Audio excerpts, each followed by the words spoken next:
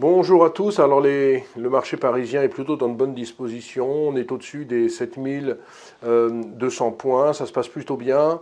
Il faut dire que les bonnes nouvelles ne manquent pas, si bien que certains pensent qu'on pourra avoir une hausse de fin d'année. Alors on n'en est pas encore là, parce qu'il va rester quand même des réunions de banque centrale, mais disons qu'on est quand même dans de bonnes dispositions. Du côté des politiques monétaires, elles seront de moins en moins restrictives. On a vu qu'aux États-Unis, ça décélérait en termes d'inflation, que les derniers chiffres économiques ne sont pas exceptionnels. Je pense notamment à cette baisse des ventes de détail.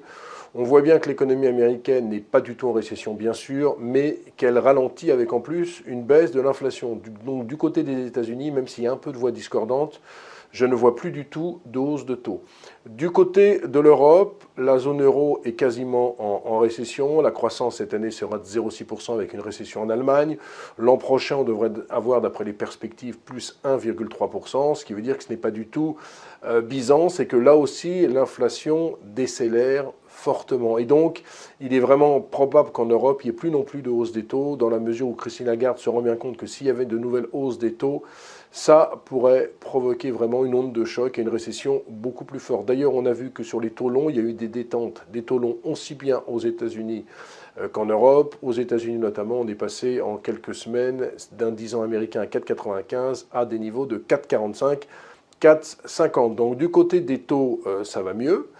Du côté des résultats des entreprises, il y a eu 75% des résultats des entreprises françaises qui ont été conformes ou supérieurs aux attentes, ce qui est plutôt une bonne nouvelle. Alors il y a eu quelques couacs, Worldline dans les paiements, on a suivi, Alstom avec un free cash flow négatif, Sanofi également qui a déçu. Il y a eu quelques déceptions, mais globalement c'est plutôt positif, avec de bonnes surprises, notamment du côté de Publicis par exemple, de ST Microelectronics, de Dassault Systèmes. Donc il y a pas mal de bonnes surprises. Et donc on peut se dire que l'an prochain, on aura sans doute une croissance des bénéfices faible, mais il y aura quand même de la croissance. Donc les investisseurs sont rassurés. Et puis troisièmement, les marchés actions ne sont pas très très chers. On est à Paris sur un PER d'entre 11 et 12, qui n'est pas cher, puisque historiquement, on est plutôt sur une moyenne entre 14 et 15. Donc ça veut dire qu'il y a encore une marge de progression. Alors dire qu'on sera à 7005 en fin d'année, c'est beaucoup trop tôt pour en parler, parce que je vous le rappelle qu'il y a encore 2 réunions de Banque centrale. Mais ce qu'on peut dire qu'on est quand même plutôt dans de bonnes dispositions, alors qu'on sent que les flux actions reviennent, c'est-à-dire que les gérants se remettent de plus en plus sur les actions. Donc ma conclusion, c'est qu'on est dans de bonnes dispositions. Je n'ai pas envie de tirer des plans sur la fin de l'année, parce que je trouve que ça ne veut rien dire, alors qu'il nous reste 6 semaines, de dire oui, on sera à 7500 points.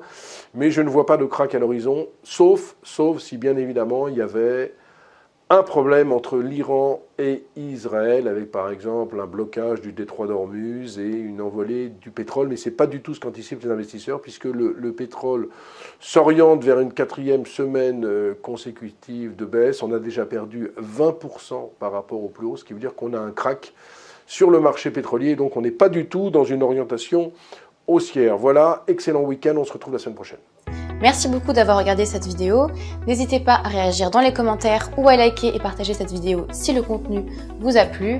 Et pour ne rater aucune de nos prochaines émissions, vous pouvez vous abonner à notre chaîne et activer les notifications. Et pour plus de contenu, n'oubliez pas que le dernier rapport rédigé par nos experts est accessible en cliquant sur le lien de description. On se retrouve tout de suite dans les commentaires et je vous dis à très bientôt pour une prochaine vidéo.